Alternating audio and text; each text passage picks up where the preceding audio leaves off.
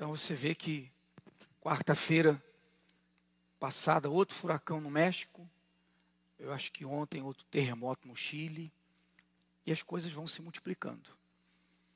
Os sinais estão aí. Para quem tem juízo.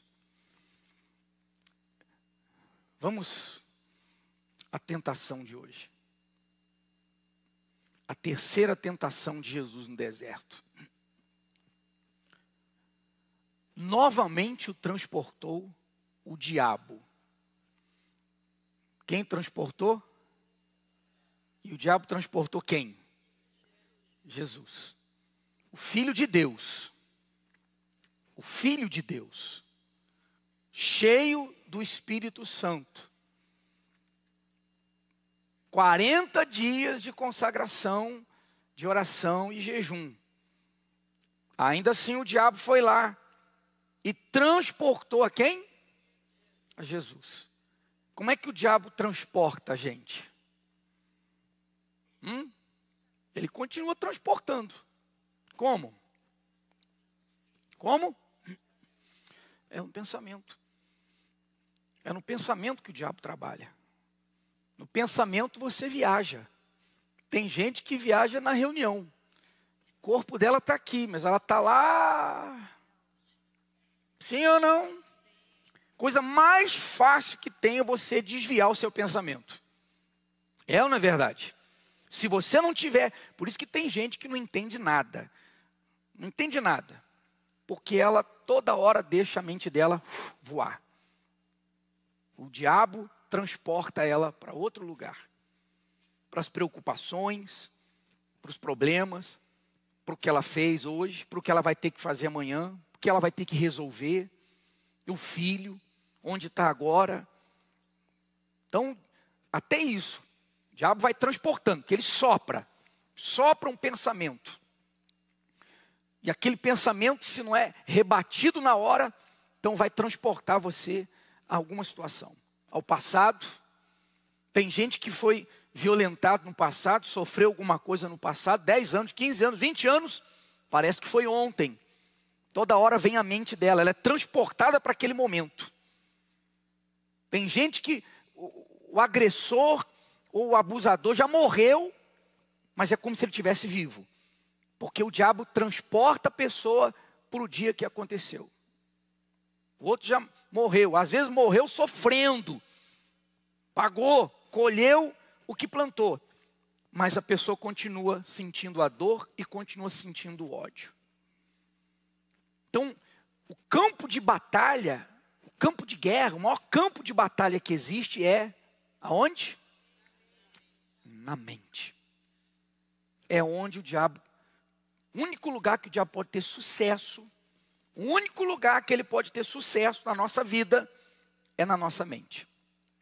Porque se ele tiver sucesso na mente, se ele plantar os pensamentos dele, as ideias dele, sejam para trazer preocupação, desespero, ansiedade, angústia, distração, pecado. Se ele tiver sucesso na mente, ele vai ter sucesso no resto. Se o diabo fracassar em colocar os pensamentos dele na nossa mente, ele vai fracassar no resto. Está sendo claro?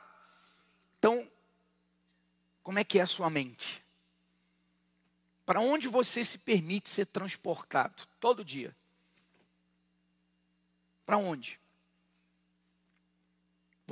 Será que você tem deixado o diabo te transportar para a consumação do pecado que ele está tentando você? Vem tentando, você vem fugindo, ou tentando resistir sem fugir, sem resolver essa situação. Daqui a pouco ele te transporta lá para aquela situação do pecado. Transporta você para o futuro do seu filho morto, seu casamento acabado. Você está trabalhando, você está fazendo alguma coisa, daqui a pouco você é transportado lá para o futuro, falido, devendo, envergonhado, morrendo. O que você faz nessa hora? Eu, você, cada um de nós, isso é para todos nós. Qual é a reação que nós temos quando o diabo tenta nos transportar Para o pecado ou para o desespero? Ou para a religiosidade? Ou para o que nós vamos ler daqui a pouco? Porque se o diabo conseguiu transportar Jesus, o Filho de Deus, cheio do Espírito Santo, ele não vai fazer com a gente? Esse é o problema do crente, né? Não, eu sou de Deus, eu tenho Espírito Santo, comigo o diabo não tem vez. Teve com Jesus, mas não tem com você. O diabo pôde conversar com Jesus, mas não pode com você. O diabo pôde querer plantar um pensamento em Jesus, mas não pode com você. Está compreendendo, gente? Por isso que Deus nos manda tomar a armadura de Deus para poder estar preparado para lutar. Ele não pode vencer, não pode vencer, mas ele pode vir tentar, ele pode vir jogar. Por isso que a gente tem que estar pronto, entendendo. A nossa maior guerra é na mente. Por isso que a palavra de Deus é que faz toda a diferença. Você vê que ele diz que a fé vem pelo quê? Ouvir o quê? Mas não é só ouvir, escutar, dar ouvidos. A gente já falou isso em uma outra situação. Quer dizer, a fé depende do quê? A fé depende do quê? Do quê? Da palavra que tiver na minha mente. Porque aqui você está escutando a palavra de Deus. Aqui você está escutando. Você para meditar sozinho, você está lendo a palavra de Deus. Mas quando você sai da igreja, quando você está lá durante o dia, enfrentando suas guerras, ou trabalhando, estudando, seja o que for, e naquele momento o diabo tenta transportar você para uma situação. Naquele momento, qual é a palavra que prevalece? Se você estiver cheio da palavra de Deus e preso à palavra de Deus, ela está plantada na sua mente e já entrou no seu coração, que é o que Jesus fala. O que ouve com atenção, compreende, e cai no coração. Então você já plantou na sua mente, ela já caiu no teu coração, está lá.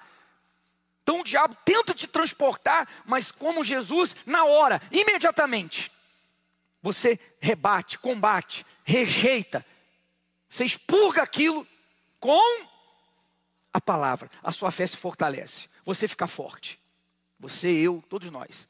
Mas se naquele momento, ele te transporta para uma situação, e você fica ali, onde o diabo te transportou, você não rebate, você não reage, você não luta, você não tira aquilo, você não expulsa aquilo que o diabo jogou, então a tua fé vai enfraquecer, vai cair, a sua força, a sua vida com Deus. Então tudo depende da palavra que vai estar na nossa mente. Os pensamentos que nós vamos receber, os pensamentos de Deus ou os pensamentos do diabo. Então foi assim a guerra com Jesus. Você vê que o diabo não tentou Jesus com espada, com arma, não tentou brigar, agarrar o pescoço dele. Não tem jeito, como ele não pode fazer com a gente também. A única chance que o diabo tinha com o Senhor Jesus. E outra coisa, pessoal. Se o diabo foi tentar Jesus, é porque ele tinha chance ou não?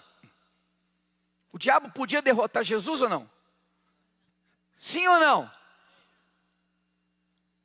Podia ou não podia? Está dividido, né? Se o diabo não podia derrotar Jesus, o que ele foi fazer lá então? Ué, mas para que ele vai tentar se ele não pode?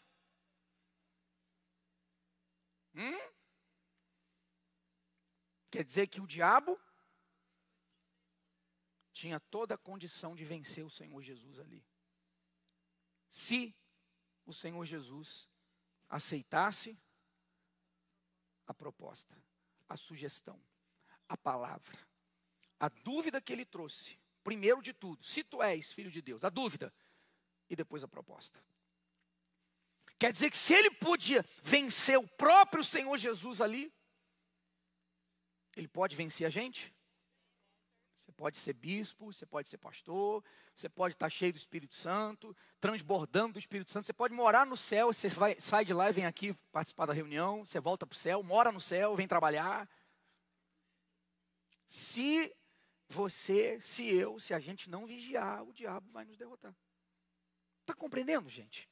E isso não é uma palavra de medo, porque pelo contrário, isso é um esclarecimento. Então a gente entende que pode ser derrotado pelo diabo, então a gente se apega com muito mais vigor, com consciência à palavra de Deus. A gente vigia mais, que é o que Jesus falou: vigiai em todo o tempo. A gente tem que estar vigiando. Então eu estou sempre vigiando, eu estou sempre atento, então eu estou sempre forte. Então eu não vou correr risco, eu não tenho medo, porque eu estou vigiando. Poxa, dá para entender isso? Que é o que aconteceu com o Senhor Jesus. Então na hora, Jesus já rebatia. Na hora ele já cortava. É o que tem que ser feito. A primeira tentação de Jesus foi com respeito a quê? Quem lembra? Necessidade. Então o diabo vem tentar a gente na hora da necessidade. Quando vem um problema familiar, qualquer tipo de problema que vem para o mundo, vem um problema, você necessita de uma resposta, de um milagre, de uma proteção, o diabo se apresenta. Primeira tentação. A segunda, qual?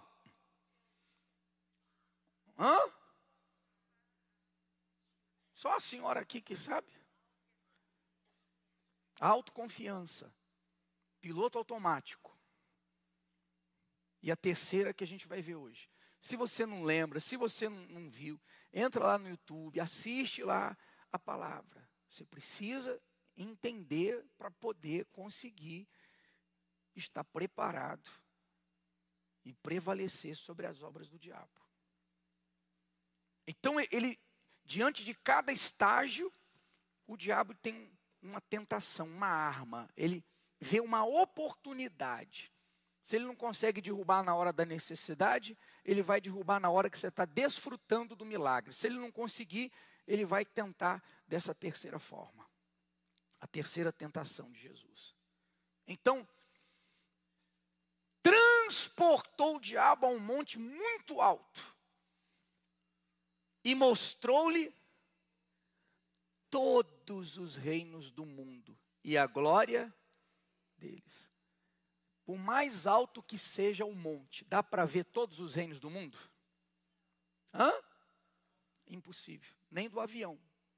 Porque se você subir demais, você já não consegue enxergar nada. Quer dizer, aquilo ali foi a visão que o diabo soprou. Não é literalmente, não tem como. Nenhum monte você consegue ver todos os reinos. Não dá. Mas você vê que na mente é possível você se transportar e ver qualquer coisa. Você se lembra da pessoa que morreu. Você se lembra de coisas do passado. Sim ou não? Ou você sorri na hora que você lembra de uma coisa bacana, ou você chora, entristece porque você lembra de uma coisa que... Quer dizer, você espiritualmente, emocionalmente, você é transportado mesmo. Porque dependendo do que você lembrar, você vai sorrir. Dependendo do que lembrar, você vai chorar, se entristecer. Você vai se arrepender. Poxa, que perdi aquela oportunidade. Sim ou não? Então, o que o diabo queria mostrar ali? Então você vê que essa tentação acontece hoje com a gente. Porque ela acontece aonde? Toda hora na nossa mente. O que ele queria? Volta, por favor. Novamente o transportou o diabo a um monte muito alto e mostrou-lhe todos os reinos do mundo, todos, e a glória deles. O diabo mostrou dinheiro, mostrou riqueza. O que ele mostrou? O quê? A glória. A glória. Qual é a glória do mundo? Só você entrar no YouTube, você entrar no Instagram e buscar os homens mais ricos do mundo, sheiks. O que você vai ver? Qual é a glória deles? Mostrar o sucesso, mostrar a mansão, mostrar o carro, mostrar suas conquistas. Sim ou não? Essa é a glória deles. O sucesso. O poder de ter alcançado o que ninguém ou a minoria alcança. Então o diabo mostrou a forma de vida. Presta atenção que isso aí tem a ver com a nossa vida. Ele mostrou a forma de vida. Como vivem essas pessoas? No caso, os reis do passado, como vivem hoje os famosos, os ricos, os milionários? Como é que eles vivem?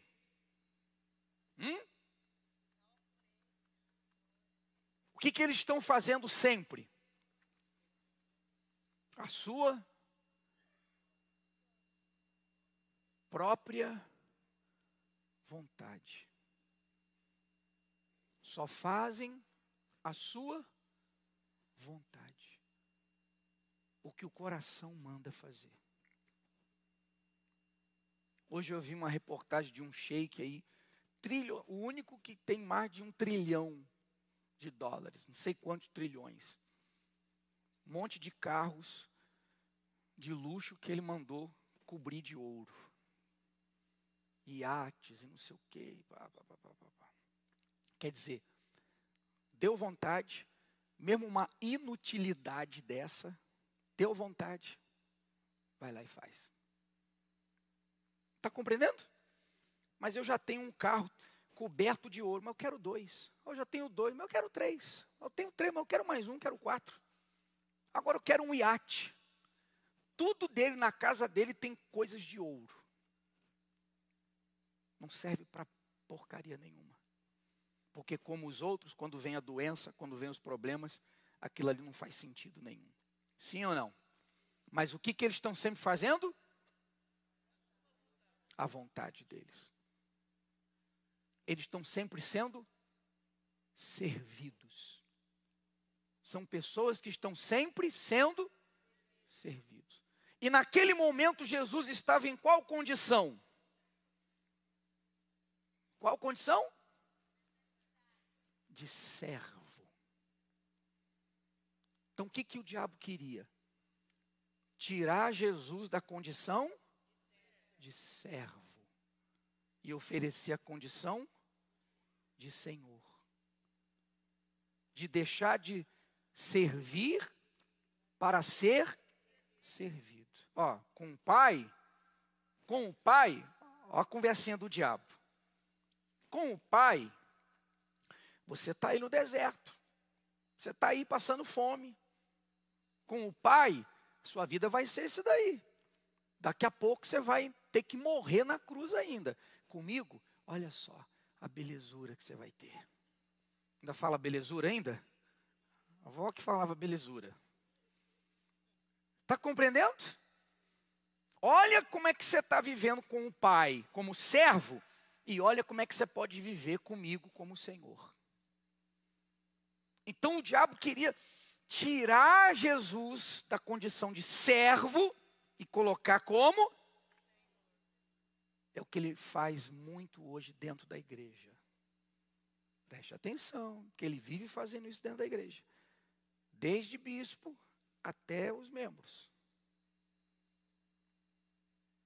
Então, o diabo, a última cartada na necessidade, não deu. Na autoconfiança, não deu. Deixa eu mostrar o brilho do mundo. Deixa eu mostrar como é ser servido. Ter tudo às mãos. Fazer o que o coração manda. É sempre a tentativa do diabo. A vontade de Jesus, meu Deus, me ajuda a explicar isso, em nome de Jesus. Está dando para entender? A vontade de Jesus pertencia a quem? Quem? Fala alto. Pertencia ao Pai. De quem era a vontade de Jesus? A quem pertencia a vontade de Jesus?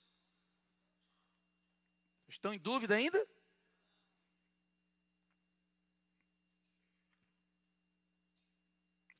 A vontade dele era a vontade do Pai. que ele ensinou. Orem, seja feita a tua vontade, na terra como é no céu. Seja feita na minha vida como é no céu. Então, a vontade de Jesus era a vontade, ou seja, o que o Senhor quer? O que o Senhor quer para o meu futuro? O que o Senhor quer para os meus projetos? O que o Senhor quer para o meu casamento? Quem o Senhor quer que eu escolha? Com quem o Senhor quer que eu case? Quem o Senhor me mostra nos negócios? Tudo era submetido à vontade do Pai. Será que está ficando mais claro agora? Jesus disse isso. E disse-lhes, aí não ao diabo, aí uma outra, não, adianta por favor. Falando aos discípulos. Porque eu desci do céu, não, olha o não aí, o não lá do paraíso, do limite.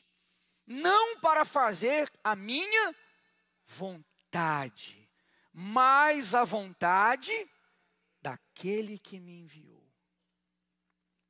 Então o diabo sabia que toda a vontade do Senhor Jesus, todos os desejos do Senhor Jesus, todos os planos, tudo estava submetido à vontade do Pai. Tudo que ele ia fazer vinha do Pai. Ele não fazia nada da cabeça dele. E aliás, algumas vezes o Senhor Jesus falou isso. O que eu estou falando não vem de mim, o Pai me falou. Então, o próprio Jesus aqui em carne e osso estava totalmente sujeito, submisso, entregue à vontade do Pai. E quando a vontade dele não batia com a vontade do Pai, o que ele fazia? O que ele fazia? Não fazia. Se sujeitava à vontade, como lá no Getsemane. Meu Pai, se possível, passa de mim esse cálice. A vontade dele não era aí passar pelo que ele passou. Mas como era a vontade do Pai, porque não tinha outro jeito, então, com dor, com choro, com tristeza de morte, seja feita a tua vontade. Está dando para entender? Simples, difícil de fazer. Uma das coisas mais difíceis de fazer. Porque muitas vezes a tua vontade, a minha vontade, vai ser diferente da vontade de Deus. Porque o coração é enganoso. O coração luta contra a gente. É enganoso. E é aí que muita gente se arrebenta. Porque ela vem à igreja, ela vem ao Senhor Jesus. Todos nós chegamos à igreja não para fazer a vontade de Deus. Nós chegamos à igreja para quê? Fazer a nossa vontade. A gente chega quando está doente, chega quando está querendo morrer, se matar, com a família destruída. A gente chega quando está comendo o pão que o diabo amassa. É ou não é verdade? Eu cheguei assim. A maioria é assim. Então quando a gente vem buscar a Deus, até porque nós não aprendemos isso, a gente vem buscar a Deus para fazer só a nossa vontade. Ó meu Deus cura, ó Deus liberta, ó Deus muda isso, muda aquilo, ó Senhor estou sozinho, me dá o homem dos meus sonhos. E por aí vai. Só que aí a gente vai aprendendo. Deus tem as promessas dele, Ele quer que nós tenhamos vitória em tudo, mas Ele vai ensinando que isso aí é pouco, é migalha, é miséria. Conquistar só bênçãos, só milagres, é não ter nada. É miséria. Castelo de areia vai cair, vai ruir, se eu não estiver dentro da vontade de Deus para permanecer. E para ter, não o que eu acho que eu tenho que ter, mas o que Deus sabe que eu preciso ter para ser feliz de verdade. Compreende? Então se você ficar aqui preocupado com a sua vontade, você tem os seus sonhos, seus projetos, sua forma de pensar, e aí, entre aspas, enganosamente, sua forma de crer em Deus, sua forma de querer e servir a Deus, então você vai estar fora da vontade de Deus. Então você está dentro da vontade de quem? Do diabo. Porque você vai estar servindo a si mesmo. Enquanto eu, você, qualquer um, quisermos servir a nós mesmos e não a Deus, a gente está dentro da vontade do diabo, está dentro do engano, está caindo na tentação de Satanás. E depois vai chegar a conta. Oh, meu Deus! Você não me deu sua vida. Você não me buscou para ser o centro. Você não viveu no centro da minha vontade. Você não se rendeu. Como é que eu posso te socorrer agora? Está sendo claro, gente?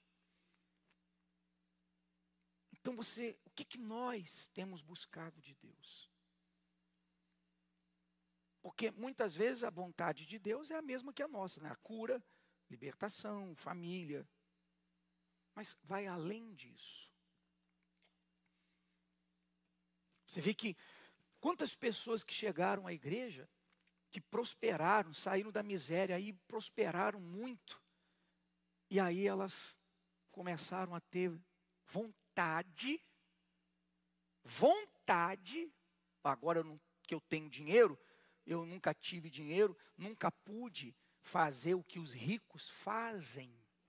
Nunca pude fazer o que eu vejo na internet, ir lá para aquela praia, para aquela ilha, não sei para onde, ter aquele carro. Agora que Deus me abençoou, que eu tenho condição, então agora eu tenho vontade de ter o que eu vejo lá, o endemoniado, o depressivo, que está indo para o inferno ter. Sim ou não? E aí começa a se entregar às suas vontades e vai se desviando do altar, vai pondo força para ter o que os pobres miseráveis aí fora têm, que estão se matando. E ela vai pondo força para ter mais e mais e mais e desfrutar dessas coisas que não realizam nada. Você pode descansar, você pode... Entende o que eu estou falando, sim ou não? Mas não viver em função disso e querer para achar que vai ser feliz e vai tirando a força do altar. Daqui a pouco perde tudo. É o que a gente cansa de ver na igreja. Perde tudo. Por quê? Passou a fazer só a sua vontade. Ao invés de, poxa, como Deus tem me abençoado. Quem eu era, quem eu sou. E ter vontade de fazer a obra de Deus andar mais, de ajudar mais a obra. Construir, me prospere, me abençoe, eu vou construir uma igreja. Vontade de, vou ganhar almas, vou entrar num grupo. Meu Deus, o que o Senhor quer que eu faça? Eu quero levar a outras pessoas o que eu estou recebendo. Não, ela passa a ter vontade só para ela e para a família dela. Sim ou não? Vamos evangelizar? Não, não tenho vontade não, estou sem vontade. Vamos passear? Vamos. Não estou dizendo que é para você largar a família, não é para você largar tudo, mas a pessoa deixa tudo que é do altar de lado e vive tudo que é com respeito a ela e a família dela. Dá para entender isso, gente? Nós estamos aqui de passagem. Se a nossa vida aqui não servir para Deus, não presta para mais nada. Se a nossa vida não servir para Deus, então vai prestar para quê? Se eu não servir para fazer a vontade daquele que salvou a minha alma, entregando a própria vida na cruz, para que a minha vida vai servir? Então, às vezes as pessoas, elas querem usar as bênçãos de Deus para ter as coisas do mundo. A vida que os pobres miseráveis têm, enganosa, ilusória e mentirosa. Qual tem sido a sua vontade? Para quem tem sido, de quem tem sido a sua vontade?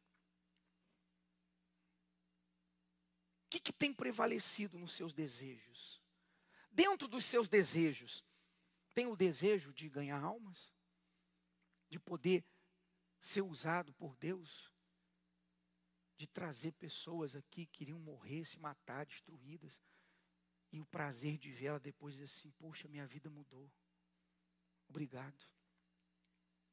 E você fala, meu Deus, eu que precisava de socorro, hoje eu estou trazendo almas para o Senhor. Tem essa vontade dentro de você? Tem esse desejo dentro de você? Às vezes, Deus está chamando você para você ganhar almas, para você entrar num grupo, ou até para fazer a obra no altar. Mas por causa da tua vontade, você está virando as costas para Deus. Quantos jovens hoje em dia?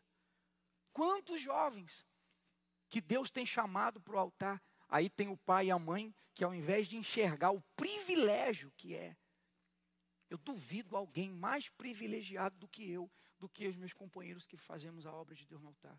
Porque Deus disse assim, Paulo, o Espírito Santo através de Paulo, essa glória eu não dou a ninguém. A glória de ser um servo do altar. Ninguém vai fazer a obra porque quer fazer. Eu chamo. Ou seja, fazer a obra de Deus diante de Deus é uma glória, um privilégio. Deus fala então que quem foi chamado para fazer a obra no altar, para ser um pastor, uma esposa, é um privilégio. E tem pai, tem mãe que diz que é de Deus, é cabeçudinho, e acha que não, que é mais privilégio o filho se formar e ser alguma coisa nesse mundo. Sendo que Deus está chamando para o mais alto privilégio que existe, ser um servo do altar. E quantos jovens iludidos com a ilusão desse mundo podre que está acabando. Deus já chamou várias vezes, mas ele desconversa, não vou para o altar, não. Eu quero ser um empresário bem sucedido para construir igreja. Aí Deus olha e fala assim, o que adianta uma igreja se não tem um pastor para pregar? Mas está dando para entender, gente? Vamos falar a verdade, desculpa, eu sei que quem vem à igreja gosta de ouvir só coisa legal, coisa bacana, e só assim, você vai receber, você vai ganhar, você vai ser... Né? Mas essa é a verdade. Essa é a verdade.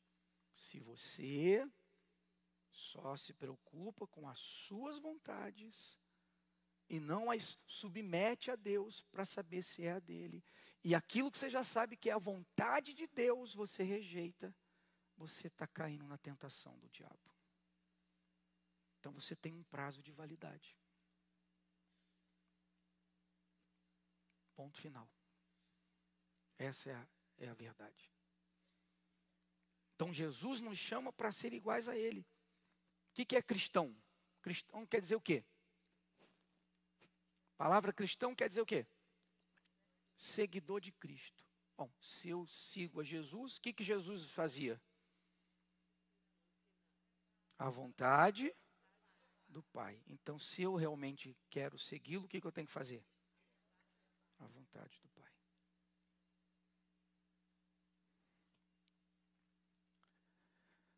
Agora, quando Deus encontra alguém, ele fala sobre Davi.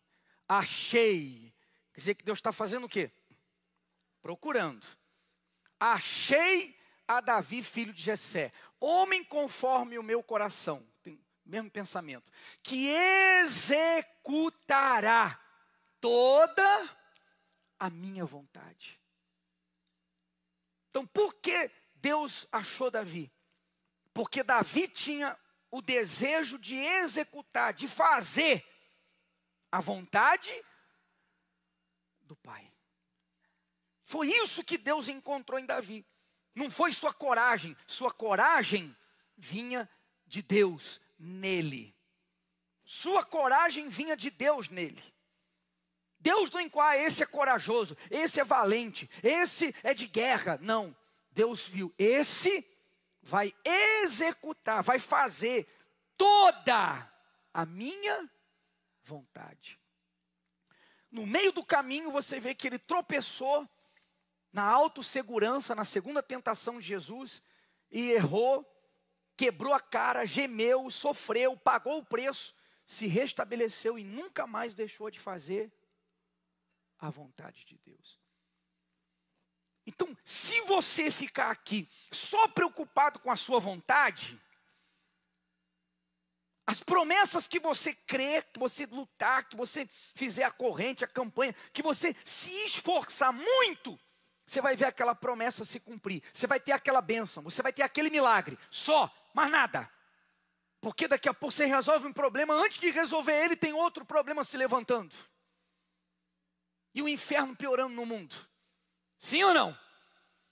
Mas quando você se coloca diante de Deus, Senhor, seja feita a tua vontade. E mesmo quando a tua vontade for diferente da minha, então a minha vai para o lixo, eu fico com a tua. Eu tenho que perdoar, eu vou perdoar. Não merece, não importa, vou fazer a tua vontade. Esse namoro está errado, então eu não vou namorar. Quantas moças que se arrebentaram assim, na terapia do amor, no último mês passado, retrasado, umas três senhoras. Não era obreira. Você viu esse demônio aí que o bispo Adilson estava entrevistando? Ex-obreira. Um dia obreira, um dia expulsando o demônio, mulher de Deus, outro dia endemoniada. Vida sentimental. Vida sentimental. Com umas 3. O pastor vem e fala, minha filha, não é a pessoa certa, não namore com alguém que não é de Deus, que não é convertido, que não tem o Espírito Santo. Não, mas a minha vontade é essa aqui, é do jeito que eu pedi a Deus. Tá bom, deixa a vontade de Deus e vai fazer a sua vontade. Mais tarde está lá apanhando, está sendo traída e por aí vai. Daqui a pouco está cheio de demônio. Então, se você ficar buscando a sua vontade, coisas que Deus quer dar a você, a menos o que seja ilegal, você vai ter migalhas. E cedo ou tarde você vai afundar. O chão vai se abrir. Mas quando você se coloca diante de Deus, o Senhor está acima de mim. É o Senhor que eu quero servir. É a tua vontade que eu quero fazer. E se eu tiver que negar o meu coração, eu vou negar. Se eu tiver que sangrar, eu vou sangrar. Se eu tiver que perdoar, quem está fazendo não é quem fez. Quem está fazendo injustiça, vou perdoar e vou orar por essa pessoa. É fácil? Não, mas eu vou fazer a tua vontade. Jesus fez chorando, mas fez. Então por que eu não posso fazer? Sangrando, eu vou fazer. Eu vou deixar o namoro errado, eu vou deixar a amizade errada. O que eu tenho que fazer? O Senhor me quer ganhando almas, eu vou ganhar alma. Quer no altar, eu vou para o altar. Não tem eu quero, tem o que o Senhor quer. Tem gente, como dizia o bispo, eis-me aqui, Senhor. Tem outros que eis-me ali, Senhor. Meu filho, eis-me aqui, estou pronto. Meu filho, eis-me ali. Eu estou pronto ali. Se for lá, eu estou pronto. Você é eis-me aqui ou eis-me ali? Está dando para entender? Quando você diz, meu Deus, o Senhor é que manda. Eu não sei nada, não sou nada, sou pó. Eu estava lá na lama quando o Senhor me achou. Queria morrer, estava destruído. Não, é o Senhor que manda, é o Senhor que decide, ponto final, acabou. Você vê que esse foi o problema de Eva. O diabo veio, jogou uma conversinha fiada na cabeça dela, os olhos se abriram para ver o que ela nunca tinha visto, entrou a malícia, entrou o engano e ela teve vontade. Teve o quê? Vontade. Está lá escrito, viu que a árvore era boa, agradável. Teve vontade. Até aquele dia ela não tinha vontade de comer aquele fruto. Por quê? Porque era de Deus. Respeito, temor, consideração. Deus falou que é dele, acabou. Nem vontade tinha. Mas quando o diabo falou e ela conversou, teve vontade. Deixou a vontade de Deus, fez a vontade dela, acabou o domínio, a desgraça começou, como falamos no domingo. Então, quando você faz a sua vontade, você sai do paraíso. Você perde o domínio sobre tudo. Mas quando você faz a vontade de Deus, olha o que Deus faz com aquele que está pronto para executar toda a sua vontade. Tudo, eis-me aqui em tudo. Achei Davi meu servo, com santo óleo ungi, com o qual a minha mão ficará firme, e o meu braço o fortalecerá. Muitas vezes você vai ter que renunciar, negar sua vontade. Porque o coração quer ir para o outro lado, ou porque você e eu, a gente não vai entender. Mas olha a recompensa. Olha a recompensa. Deus vai estar em você, e com você, e com a mão firme. Não acabei de ler. Com a mão firme e o braço fortalecendo você.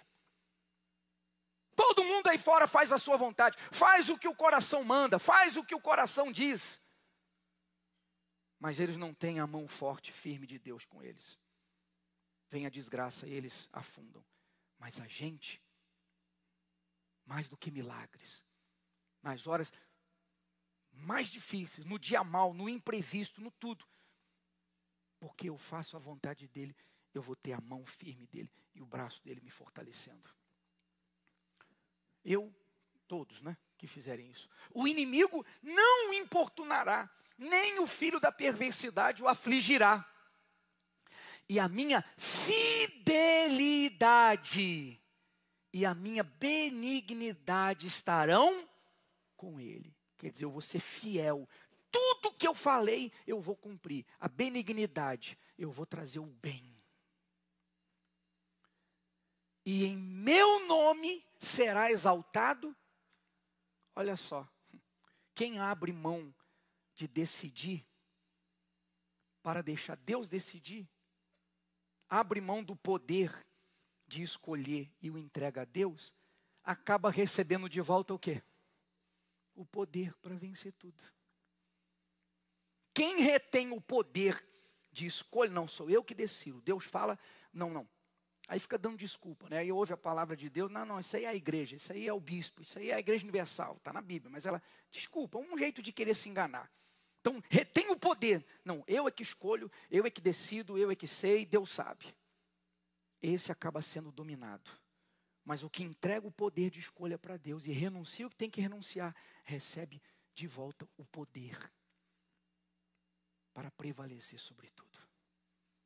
E o bem vem sobre ele. Se abre mão de uma coisa, você tem outra melhor do que aquela. Ficou claro? Qual é a sua escolha?